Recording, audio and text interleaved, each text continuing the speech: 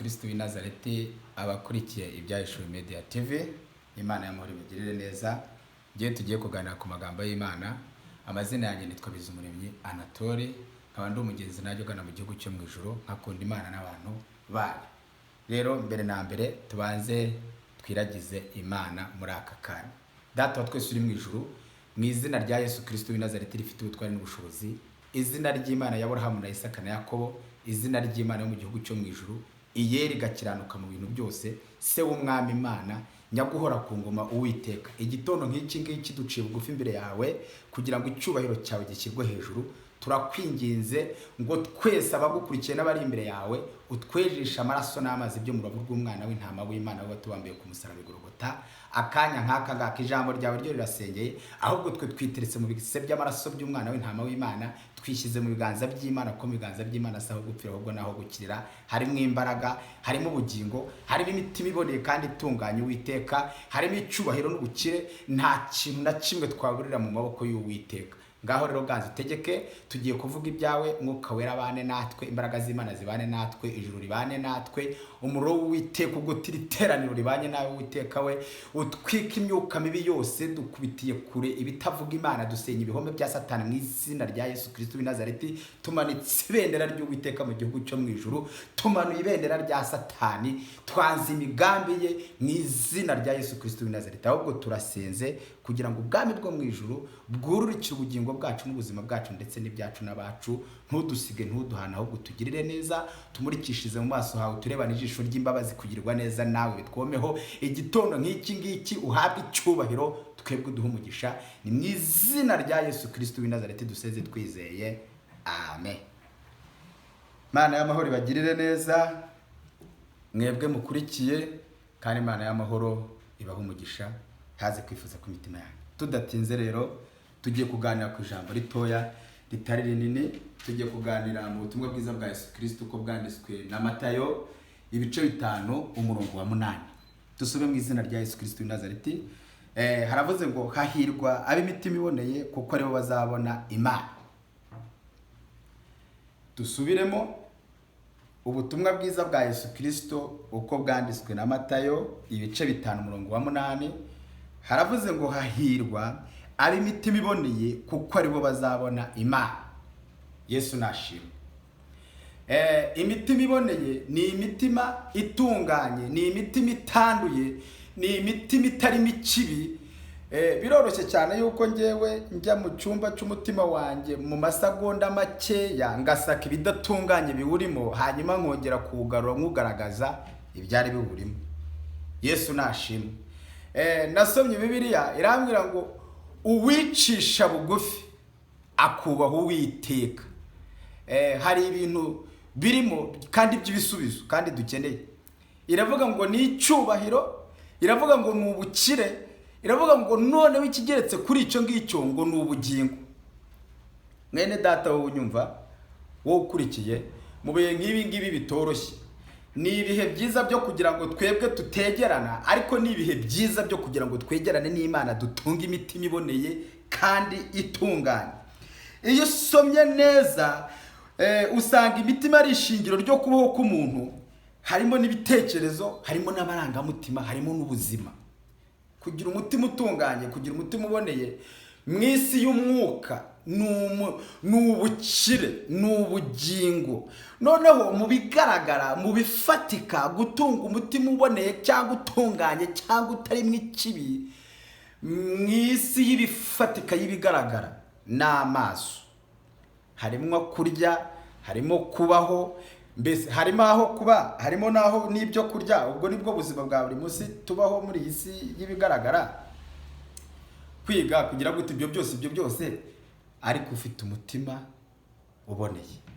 Nasomye Bibiliya irambwira ngo kuko wakunze gukiranuka warangiza ukanga ibyaha, ngo nicyo cyatumye Imana ariyo Mana yawe ihaguruka ku ntebe yayo, yarangiza ikagusiga amavuta y'ibyishimo, yarangiza ikakurutisha bagenzi bawe.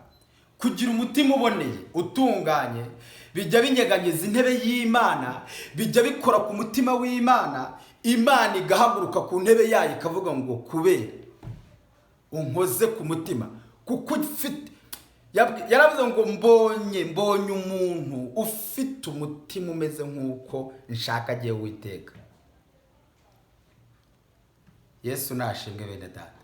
Igitondo nk'iki ntabwo ndi bubabwire ibintu byinshi, ndabifuriza nk'abagenzi bagana mu gihugu cyo mu ijuru gutunga umutima utunganye, gutunga umutima uboneye, gutunga umutima utari mu ibyaha, gutunga umutima uciye bugufi kandi ukubaha Uwiteka.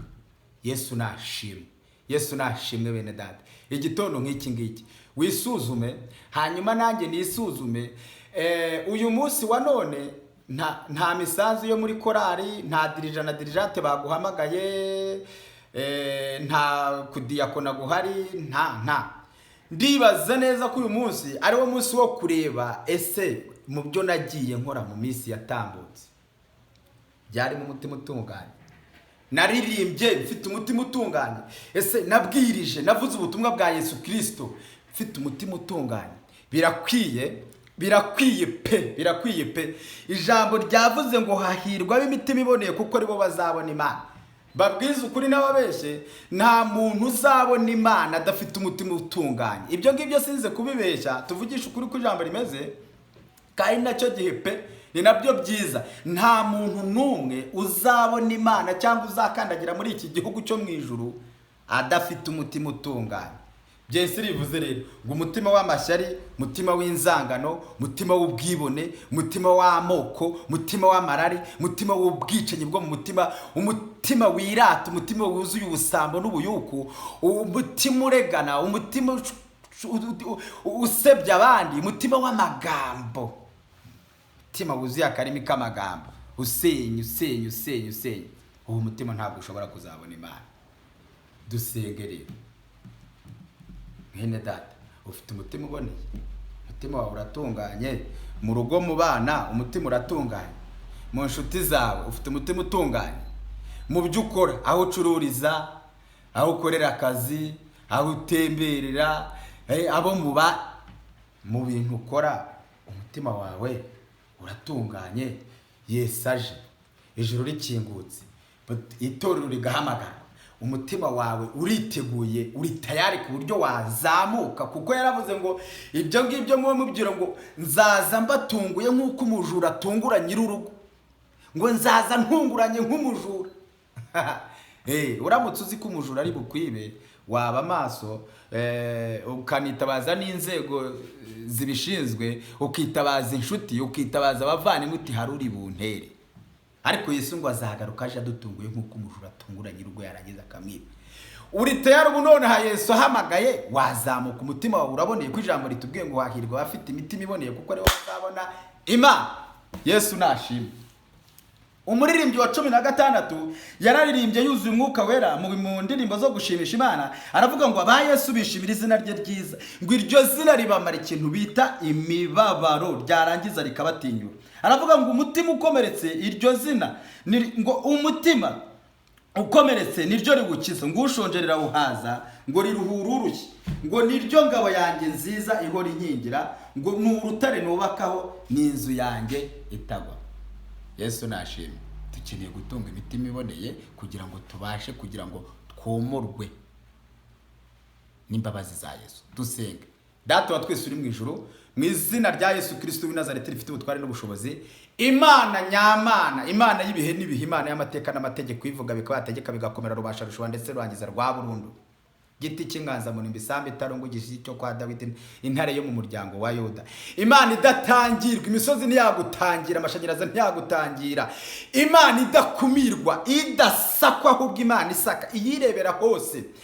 Imana nyamana, umukozi w'umuhanga, nyakubahwa Uwiteka, ndagushimiye kubwira ijambo ryawe riratubwiye ngo hahirwa abafite imitima iboneye kuko aribo bazabona Uwiteka. Ningingiye umudamu bumvira ijambo, ningingiye abagabo bumvira ijambo, ndasengera urubyiruko rwumvise iri jambo nyaguhora ku ngoma, ngo mwuka wawe abagenderere, mwuka wera agendere buri umwe wese, agenda yeza. Ijambo ryaravuze ngo nta kindi twahamagariwe, ahubwo twahamagariye guhora twezwa tuva mu buntu tujya mu bundi, amata agenda byara amavuta. utweze, utuboneze, udutunganye.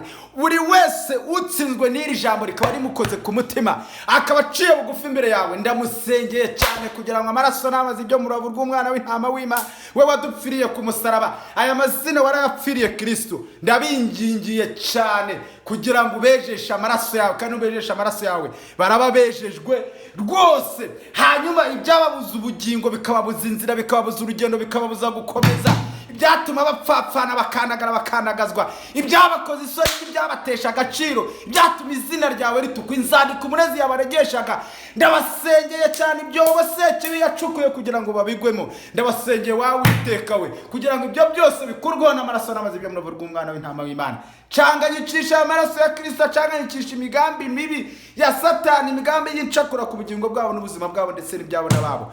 Ntubasige, ahantu bagirire neza, ineza y'Imana ibane nabo, bamurikishirize mu maso babarebane ijisho ry'imbabazi, igitondo nk'icyo ukuboko kwiza kw'Imana kubayobore. Ni mu izina ryawe ryera Yesu mwiza dusenze twizeye, amena.